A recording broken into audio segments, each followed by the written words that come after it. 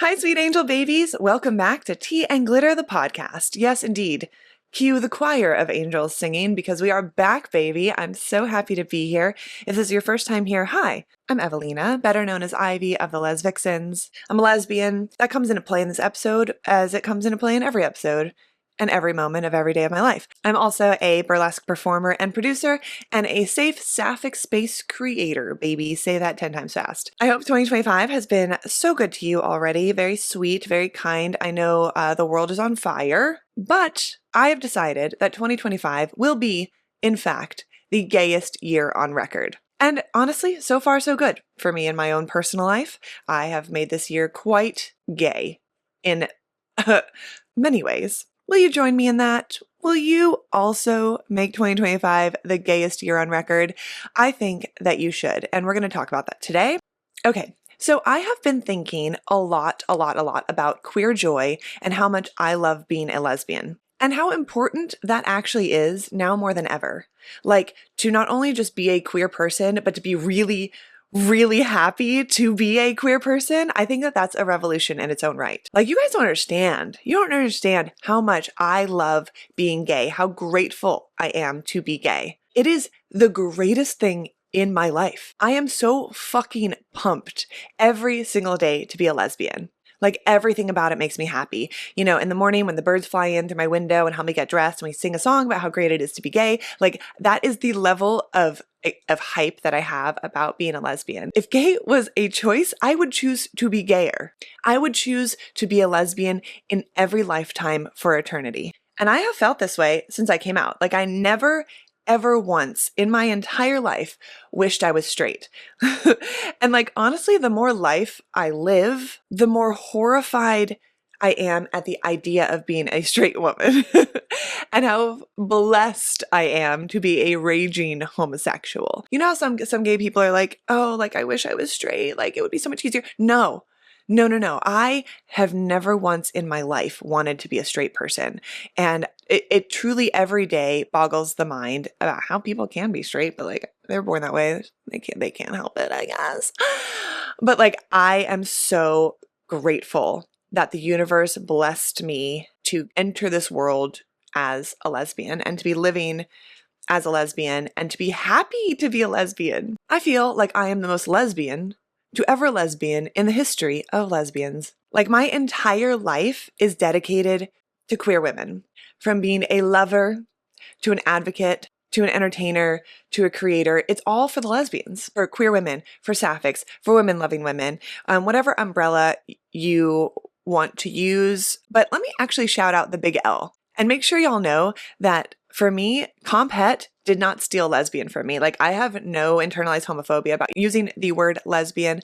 I love it. So yes, while I am also under the umbrella of a queer woman, sapphic, woman loving woman, I am also a lesbian. Like, lesbian is my identity. That is my home. Comp het did not tarnish that word for me at all. You know, just a thought, just like something that I think about a lot is like how certain words are very powerful, right? And reclaiming them and owning them, also very powerful, just like we did with the word queer and cunt and all these other things that used to be slurs, etc. Sometimes using newer terminology, like, or maybe not newer, but like sapphic. I love that word. I think it's very pretty. But sometimes that feels almost like a euphemism, almost like we want to say lesbian, but we're too scared to, or we have some internalized homophobia, or maybe you are just a sapphic. You don't identify strictly as a lesbian, because that is like a more narrowly defined term. Anyway, I truly digress. That was just something I always think about. Words. I love words. I'm a wordsmith, if you will. I love wordsmithery. Yeah, so keep that in mind, just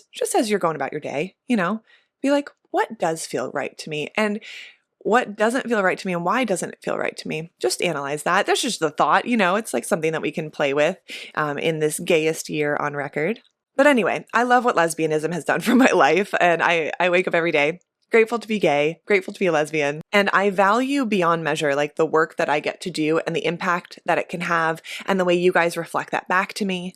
To know that the work I do means something to you. For a minute there, I was kind of wondering about like gay bars and about queer spaces and things like that. Like, did we really even need them? You know, because for a minute there, we're starting to get a little more progressive and accepting in this country, and then now all of that has shattered in such a diabolical way. We need more queer creators, more queer spaces, and more people out there shouting from the rooftops that it is okay and actually quite wonderful to be gay and queer and all of those things. And while like lesbian is like my word, you know, I own that so much, I'm also just so proud to be under the general queer umbrella, right? Like I love being a part of the LGBTQ plus community. It feels like being part of like the coolest, best, sexiest, most elite club in the entire world. So today on this episode, I wanted to do a deep dive into all of this about loving being a gay ass woman,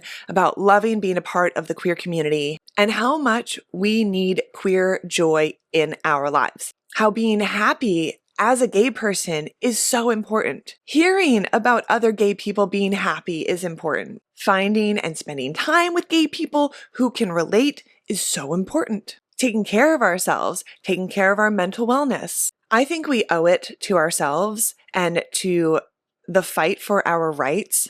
We owe it to our future selves, to our communities, to future generations, to individually become the healthiest, happiest we can possibly be, because queer joy is resistance. Queer joy is a critical component of this fight. Queer joy is a part of this revolution, and it's what's going to fortify us moving forward. We hear so much about the tragedies and loss and pain of being queer. I feel like even when we get some queer representation in mainstream media, it's still trauma-based and like heavy. And the world at large is inundated with all the worst, saddest, hardest stories about being a queer person. And yes, it's important to not be naive, to understand the reality of the world, to know that hate exists. And I already know that some of y'all pessimists will be coming for me when I try to be positive or try to focus on the positive and to focus on joy and creating more of that in our lives.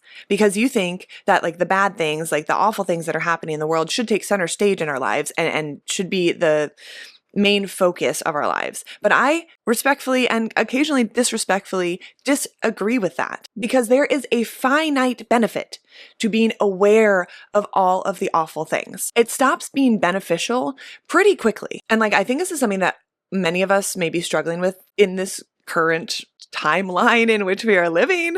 Like, how much awful news should we be consuming? How much should we be keeping up with the insanity coming out of this current administration? How much of the bad things happening in the world, especially if you're a queer person, should we be taking in and absorbing and searching out and flooding our feeds with, right? I know a lot of us are struggling with like, how much of this should I be aware of? Like, oh my God, there's just so much constantly and every day. It's like new horrors, but you know, the horrors persist and we resist, right? The horrors persist and so do we. So let me reiterate, because I do believe it bears repeating, that there is a finite, a limited, a small window where being so constantly aware of all of the bad things happening in the world is a benefit to us. There comes a point when consuming so much bad shit starts to be detrimental to us in a very real way. I think all of the sadness and depression and these awful stories and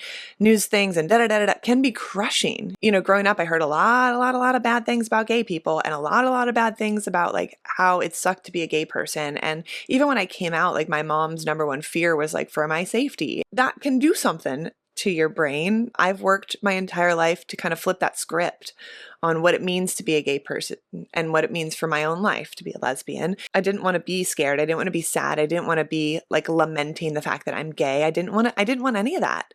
And I don't have any of that, in fact, which is fantastic for me. Go me. But I don't want you to have any of that too. And I think that we can work on that. Hearing all of those sad stories and hearing the idea of being a gay person be this awful, awful thing, we can really start seeing the world and ourselves through that lens. And then we get more depressed and more despairing. And then we start to identify as and become victims. And then everything in our lives gets harder. When you start identifying as a victim, when you start identifying as someone who like, oh, I'm a gay person and that sucks, right? Like, then things will suck. Things will get harder. If we immerse ourselves in that sadness and that fear and that pain, then that's all we're going to experience. And our perspective is our reality in so many ways. Like, I understand that there's like also realities in the world, that parameters in which we exist. Like, I will acknowledge that 1,000 times throughout this episode, but I do believe our self-perception and how we identify plays a huge, massive role in how we experience our lives in the world. How we self-identify does in fact dictate so much about who we are and how we perceive the world and how we live our lives. And if we self-identify as a queer person, like if we know that we're gay, we know that we're a lesbian, trans, queer, what have you, and we also feel like queer people have it rough, that it's so scary and so sad and so hard to be gay, then that is without a doubt the reality in which we'll be living. And I am not saying that the world at large is not a dumpster fire for queer people, because I am fully aware that it is a dumpster fire. And, you know, there's that little like meme of the dog sitting in the room with like the flames all around. It's like, this is fine. Like, I am aware that that's what I look like right now. And that's how I feel. What I'm saying is that how we self-identify and what we focus on can either fuel that dumpster fire or it can make the burn less intense. So I truly believe in the depths of my soul that we should make it a priority to make things less hard on ourselves as queer people if and where we can. We can accept the fact that hardships exist without allowing our entire lives to be consumed by that, and without actively or even passively making our lives even harder, smaller, more miserable. Because what is the fucking point if we're not living? If we're not living out loud? Like, what is the point if we are not trying to have as much fun and prosperity and abundance and joy as possible? Like, what is the point? If we ourselves as queer people agree that queer people don't deserve lightness and happiness and safety, then it doesn't even matter what evil people are doing, because they've already won. We've done it for them.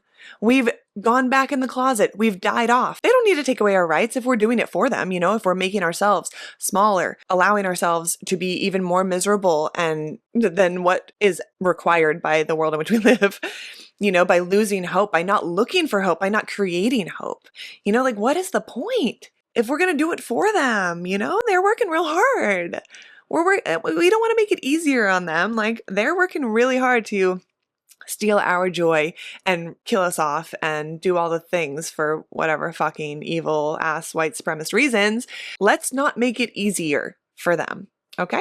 I know a lot of us are scared right now, but I want to talk about living in spite of that fear. It's something interesting. My dad sent me this podcast episode of a pastor, and I was like, oh, wrong audience, father. But then I listened to the episode and I was like, okay, Dad, you get me. And it was a pastor talking about living in spite of the fear with the Trump administration. Like, that's what they were referring to. And he said, between now and whatever is to come, right? There's a lot of fear in that whatever is to come. But between now and then, whatever that means, whatever ends up happening, let's live in spite of the fear. And I was like, man, you right. Can I get an amen? And I've really decided to lean into that real hard, because we don't know what's going to happen. And if we're sitting here living in so much fear that it's almost as if whatever we fear has already happened, even if it hasn't, then it may as well have already happened. Does that make sense? Are you following? I hope you are. But, you know, and I also know that a lot of us are angry. A lot of queer people are angry, rightfully so. That anger can end up making people feel bitter and raw and harsh instead of empowered and proactive. If you're using your anger to fuel you toward action in a tangible and a great way, more power to you. But I do feel like a lot of people are just helpless with their anger, and they turn it onto our own community because it's like, you're not doing enough. I think leading with love and purpose, even if it's fueled by anger, is the way to go. We don't need to be coming for each other right now, because that's certainly not going to help us survive and thrive. But I know a lot of us feel helpless and hopeless. But when I tell you that is by design, that is by design. They've overwhelmed us. That's the big they. You guys know who I'm talking about. All this overwhelm, it is by design to exhaust us, to distract us. So reclaiming our agency, our joy, our power, leaning into our community, building up our community, building more community, being more gay and more trans and more queer, finding hope wherever we can, creating hope wherever we can. Those are powerful tools and more important than some of y'all realize. When we're so crushed under all of this stuff, it almost feels like uncomfortable, almost feels weird, almost feels like we're doing something wrong by feeling happy in these times. But I feel like being sad and miserable in these times is doing half the work for the bad guys. So, like I said, reclaiming our agency to find joy, to find hope, to create community, to build ourselves up. God, that is actually so powerful. But I'm not an idiot. I'm not naive. And I'm not saying to bury our head in the sand and live in Delulu land and not do anything and just be like, woo, everything is fine, and be completely like willingly oblivious to like all the atrocities going on and the reality in which we live. I'm not saying to do that. But bro, like how much of our lives are we going to let them steal? Like real ass question right there. How much of our lives are you going to let them steal? And I'm not saying that things are not dire, that the reality is not scary, but God, if we are fighting for our lives, but never actually living those lives to the fullest, then what is the fucking point? What is the fucking point of fighting for something that you're letting go anyway? So between now and whatever is to come, let's live. Come on, guys. Like, let's be happy and joyful and healthy and adventuring and loving in spite of it all. We can look at the darkness, but let's not stare. Let's not get stuck there. We can acknowledge all the bad, and yet we don't have to live there. We can live in love and light. And that's how we're going to get through this. The early definition of gay was joyful, light, bold, happy. And I just don't feel like enough of us are embodying that early definition of gay. So many of our stories are just too sad. So I have made it my mission as a lesbian woman to make my days and my nights happier. I try to infuse my entire life with queer joy, with freedom, with fucking fun. Queer people deserve more lightness in life. And no one is going to come give that to us, guys. Like no one is out here, well, yes, we within our communities and our allies are fighting for that. But like the rest of the world is not going to come give that to us. We have to create that space, and then we have to fill that space with joy. And this, my friend, is how we are going to stay resilient and have the strength to deal with the fucking insanity that is our world right now. Not just joyful living, not just like hee hee, tee-hee, we're having a kiki, like not just that, but also by taking care of ourselves, by leaning into our community, using our platforms for advocacy and for good, and of course, taking action on what and where we do have some control without exhausting ourselves in areas in which we have no control, right? Like I cannot be in the Oval Office today. Like, sorry guys, it's just not happening. Like I'm not in there. I'm not making any executive orders and things. So like I can't control that. So I'm not going to exhaust myself wishing that I could, except in like my daydreams when, man, I'm not a violent person, friends, but some of these daydreams about certain things, y'all know what I'm talking about, man, they're getting creative. Anyway, back to the episode. So first things first, okay, guys, listen to me, please. We are going to be taking care of ourselves. Okay, baby, you and me, listen up, friends. We have to be taking care of ourselves individually as people. We're going to be drinking our water. We're going to be taking care of our mental health. We're going to be strengthening our bodies. We're going to get outside in nature. We're going to get off our phones and out into the world. I really, I'm like leaning into the camera a little bit. If you're watching on YouTube, I'm like, this is like a serious moment we're having together. But I really, truly believe that taking care of ourselves is the first line of defense and the most important thing that we can do. It's also the one thing that we have the most power and control over. You know, have you seen those TikToks where the people are like, guys, I hate to admit it. I hate it. I hate to say this, but like drinking water, exercising, getting outside in nature, get off my phone. It helps. It actually does help. They were right. I feel this in my soul. Water, nutrition, exercise, journaling, therapy, all of this may not cure everything in the world, but it helps. Imagine if every queer person, like imagine this with me, okay? Imagine if every queer person dedicated a part of their day to their health and well-being. Imagine if every queer person was out there doing some form of physical activity, whatever's best for their body, and strengthening their bones and their muscles and improving their mobility. Imagine if every queer person out there was out, taking a mental health hot girl walk every day. Imagine if every queer person was out there doing what they could to eat better for their body. Imagine if every queer person was journaling and taking agency over their mental health in the ways that they can, of course, because I understand therapy and things are not fully accessible to everyone, but in the ways that they can, going to therapy, going to support groups, whatever. Imagine if every queer person on the planet was working on their shit, healing their traumas, healing their inner children, inner children, and processing and unpacking in all this internalized homophobia and bullshit and all the internalized things that we've been dealing with. Imagine if all queer people were the healthiest that they could be emotionally and physically. What a different fight this would be, right? What a different world this would be. Just imagine that for a second and then be part of it. Then go be like, you know what? Ivy's right. I am. Be that person who's taking care of themselves. So if you're feeling like you don't want to drink some water and you don't want to eat something nutritious and you don't want to go for a walk or do some exercise or go to the gym or journal or therapy or whatever, just take a moment to realize that taking care of yourself is the biggest middle finger to this administration and the oligarchs and the evil Elons of the world. If you can't do it for yourself, do it for the resistance, my friends. I think some of us, and I'm looking at myself on this one because this is something that I have had a tendency to do, but some of us have a tendency to ill-treat ourselves when things feel overwhelming and when there's just so much awful all around. I have I have a freeze trauma response sometimes where I just I don't even know what to do, and then I just don't take care of myself. And then it's if we're eating shitty and sitting on the couch and not taking care of ourselves, doom scrolling, that feels easier and that's easier to do. The more you do it, the more it feels like this is all we can do is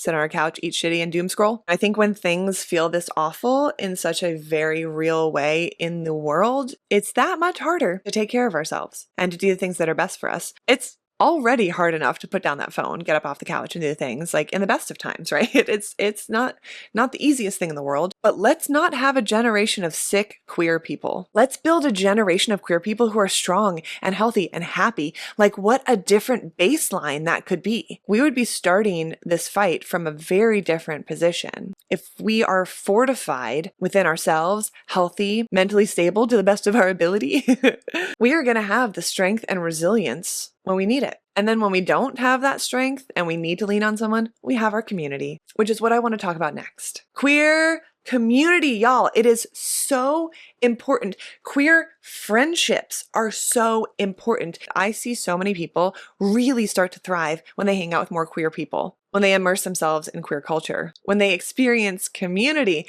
And I know it's not accessible to everyone. I get that. Sometimes in your little town, there's only 2 other gay people and they are not your particular cup of tea. Community doesn't just happen though, unfortunately. I know it's annoying, but community has to be looked for and created. It's always been that way, but that's okay. It's what I've literally dedicated my life to, so I get it. It is built brick by brick, you know what I'm saying? But you're not stuck in your little hometown with no gay people. You have the internet, first and foremost, okay? So simply by consuming more gay media, following queer accounts, get your ass on Tumblr, on TikTok, Instagram, and you're FYP. Do it up, my friends. Just seeing queer people doing gay ass shit and hearing their stories and perspectives and their dating, whatever's, seeing them dress how they want, have the haircuts how they want, all of that can be so healing. And that can simply just be from social media accounts. You can get a lot of exposure to queer community through the internet, through social media accounts. While I'm not the biggest fan of TikTok and Instagram and all these things because they're owned by Meta and all the other shenanigans, because again, it's the world in which we live, but there is still so much you can find and be exposed to that can help you thrive and find your community. But if you can get around gay people in real life and gayify your friend group, ooh, my darlings, let me tell you, your life will change for the better. To be seen and understood is to be loved and to be changed. My friend group has been very queer since I was in my women's studies minor in college. the women who became my friends are also queer and so wonderful. And, we've been besties since. Being a lesbian, I've decentered men, which is instrumental in my own happiness. Let me go off on a tangent real quick about decentering men, okay? It's just like a very quick little tangent here. It doesn't mean that you can't have male friends, that you can't date men or whatever. It just means that your choices in life are no longer dictated by the wants of men, right? Like in the opinions of men. So how you dress, what you do, etc., is no longer catered to men. Your life no longer revolves around men, that your wants and needs don't come second to men. Your choices are no longer dictated by what a man would think, like etc. Things like that, right? Okay. I can do a deeper dive into what it means to decenter men from your life if y'all want that, so let me know. Back to queer community. Being able to share with friends gay girly things without having said friends like look uncomfortable or be uncomfortable is huge, massive healing. Being able to share gay girly things with friends and have them actually understand it, have them relate, have them get excited for you, unmatched. You need that. You need that in your life, I'm just telling you right now. Allies are great. I love allies. I love our straight allies. We stand an ally. I wish many more in the world and in our lives. Of course, thank you, allies, and thank you to straight friends who can like hang with the gay girls. But being able to discuss your beautiful, challenging, intense, passionate queer life with other queer people, it is life altering. And so healing and so needed, because queer culture is different from straight culture. And if anyone tells you differently, they are gaslighting you. It's not just simply about pop culture references. It's about knowing what it feels like to not be straight. That in and of itself is so massive that I can't even put it into words here. I know it may seem like simple or simplified, but to not be straight is an experience that changes literally every part of your life. Like it literally does. It changes every tone, every nuance, every flavor. Being with a girl is so vastly different from being with a cis straight guy. Not being straight, such a simple and yet so unbelievably complex statement and experience. And it's not just being able to relate over fun things like gay girl sex, so fun. So much fun. I love it. And what is happening? And like Billie Eilish or like whatever pop culture, like Chappell Roan, like it's not just about relating over things like that, but it's also that indefinable experience of being a minority, being part of a community that is persecuted, vilified, antagonized, being part of a community that has had to fight for our very right to exist, being part of a community whose foremothers and forefathers paved the way for us by dying, being part of a community where to this very day, we don't feel completely safe walking down the street holding the hand of the person we love. It's so much deeper than anything surface level. And while other minorities absolutely can find parallels and relate to this experience, there are so many specific experiences that only queer people have, and there's something so comforting about being around people who understand the gravity of it all, who all know what it's like to come out, even if our coming out stories are all different. Coming out, an experience no straight person will ever have. And yeah, queer community is not just about understanding our collective trauma. It is also about telling your gay girl bestie about like the 14 hours of sex you had last night with the girl you just started dating, or dancing the night away at a gay bar surrounded by other queer people, and having a lesbian pop star make relatable music for once in our lives. Thank you, Chappell Roan, The Giver. Hello, a country song about being a lesbian top. Am I a country fan now? I sure am. Yeehaw, giddy up, let's go. No, but it's about like wearing clothes that give us gender euphoria, cutting our hair, talking about legislation that literally actually affects our day-to-day lives, having your gaydar go off about the barista at the coffee shop, having rainbows be ours. I love that one. That one is like, yeah. Fuck yeah, rainbows, they're ours. Trying a strap for the first time. What's up? Gayest year on record, everybody. Get into it. And supporting drag shows, and not just because you're a bachelorette having a wild night. Slow burn romances. God, the list goes on and on and on and on, just like lesbian sex. Hee hee. But I find that the more I'm around queer people, the more happy I am, the more supported I feel, the more normal I feel, the more free I feel. The less I'm around queer people, the more conflicted I feel, the more shame I feel, the more misunderstood I feel. I'm certainly not about that life, my friends. Like I don't want to be around people who make me feel shameful. And like, honestly, at this point in my life, it's like I could literally be hanging out with like the most anti-gay person on planet Earth, and they still could not make me feel less happy about being gay. There's nothing that they could say or do that would make me feel any shame about it. But that's because I've fortified myself so hard with this and I love it so much and I've chosen to love it so much that like I could literally be in the room like of all the most anti-LGBTQ people in the world and I'd be like, y'all are fucking nutso. Being gay is the best. And I bet most of you in here are actually gay and just so deep in the closet and you have so much internalized shame and homophobia that you are acting out, silly billies. Just let yourself be free, be happy, be gay. The world would be a better place. But anyway, I'm going to go ahead and say that a lot of religions and cultures and people out there want us to feel shame for being who we are and being immersed in that unless you are me. You can really internalize that stuff. I did an episode on internalized homophobia, and I do still believe that truly one of the ways to heal that within us is to immerse ourselves in queer culture and to hang out with other queer people, especially happy and healthy queer people. And of course, I'm not saying that all queer people will align with us, you know, like with our personal lives and ourselves and who we are. And I'm certainly not saying that all queer people will be our cup of tea. There are an awful lot of queer people who I'm like, what are you doing? Why are you doing that?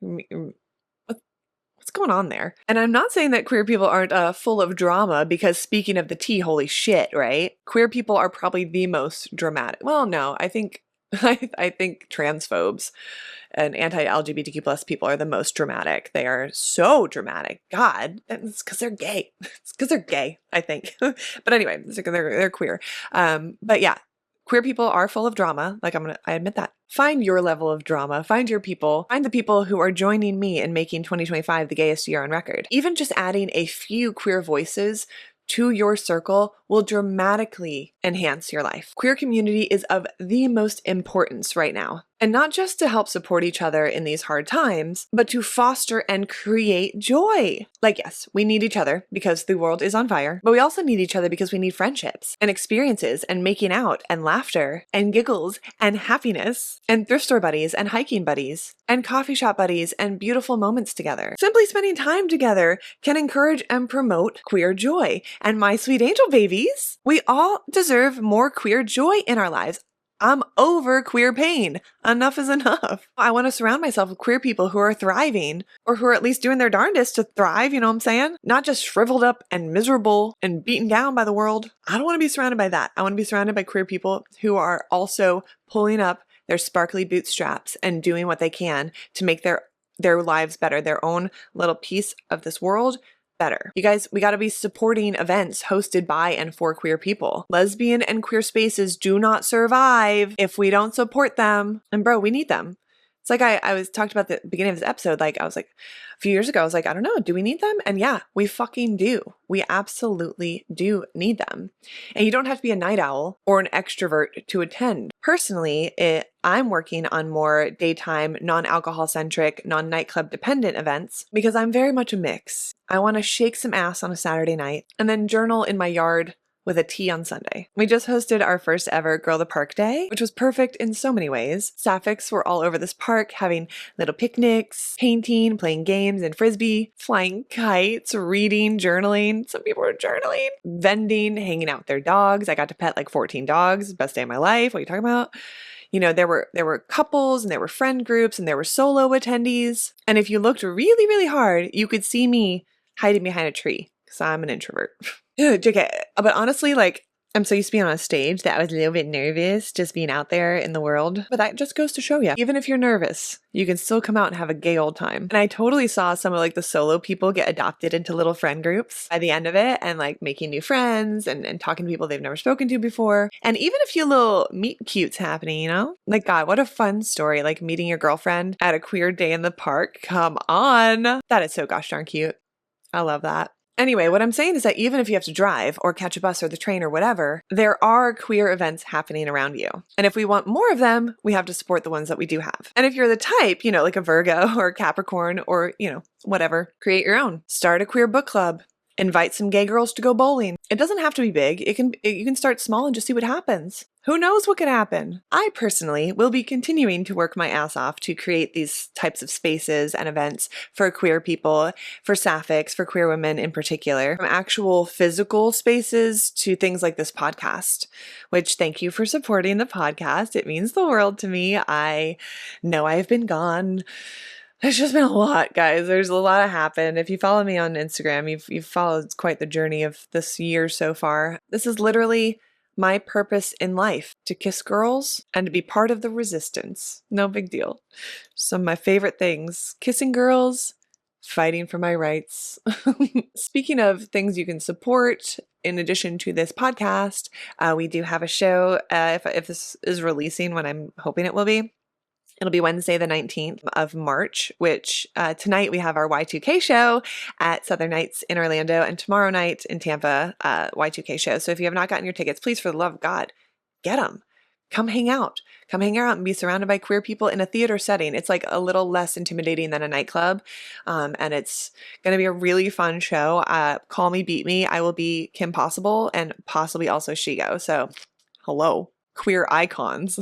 Anyway, please support your local queer events. And if you feel frisky, create your own. We're all about collaborative things for me, like with Les Vixens and Girl the Party and stuff. So we're super hyped about kind of combining our powers with others and that sort of thing. So, and if you're an introvert, if you're scared, like that's okay. Me too. We did like a Thanksgiving event, and I was like hiding in the kitchen like half the time because I was like, it's like so intimate out there. I don't know, what do I talk to people about?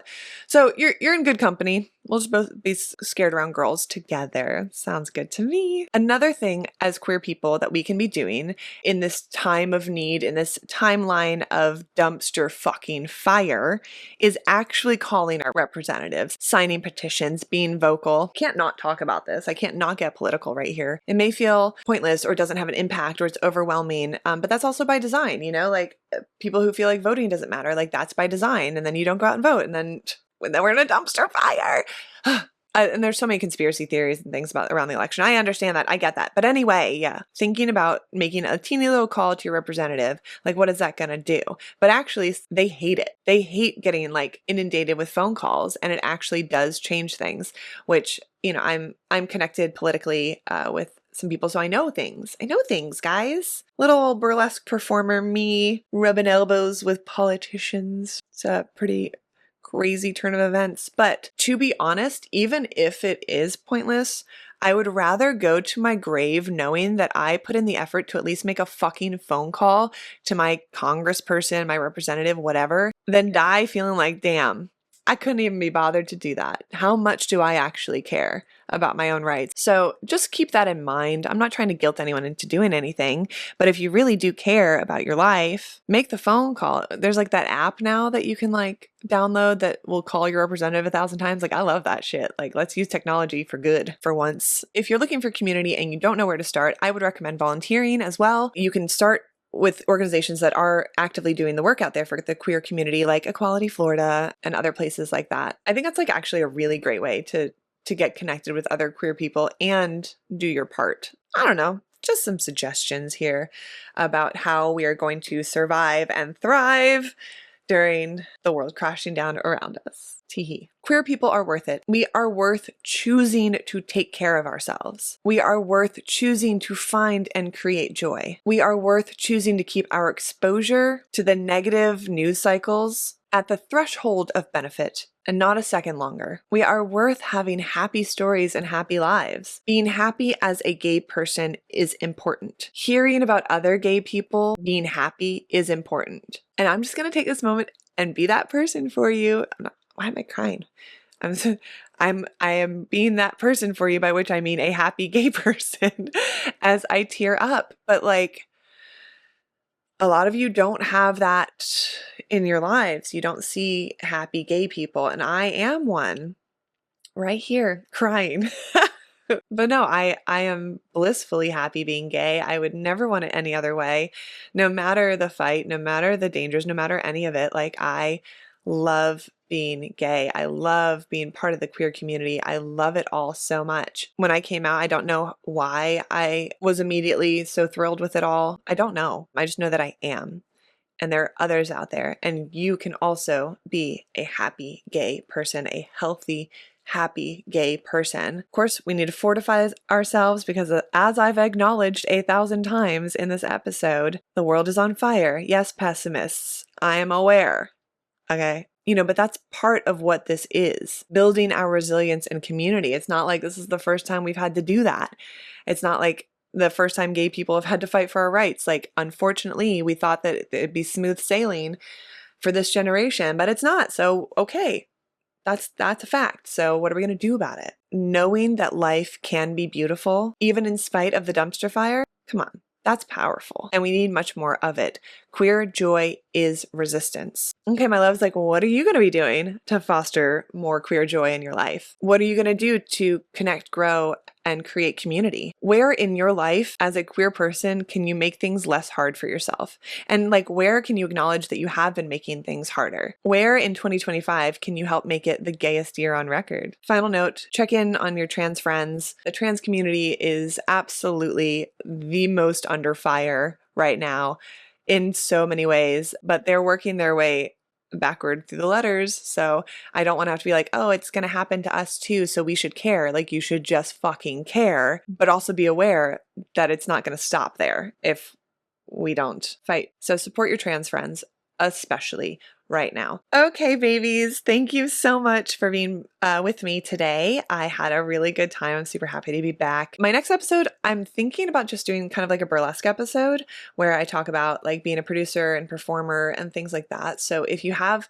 things you want to know, I'm going to do it anyway, even if you guys don't care, because that's just the next topic I want to talk about. But if you do have things that you like really are interested in knowing, like the ins and outs, the behind the scenes, what it's like for me, how I deal with things, blah, blah, blah, whatever, you let me know. I'm here for you. I'm here for me, actually, but I'm also here for you. So the next episode is just the next thing I want to talk about. So, but yeah, give this a follow on YouTube, subscribe. I don't know. But God darn it, what a good day. Loved being here. Loved being here with you. Hoped you loved it too. Get out there and be happy. God damn it. Be good to yourselves. Be good to each other. See you later. Hopefully tonight at the show. Okay, bye.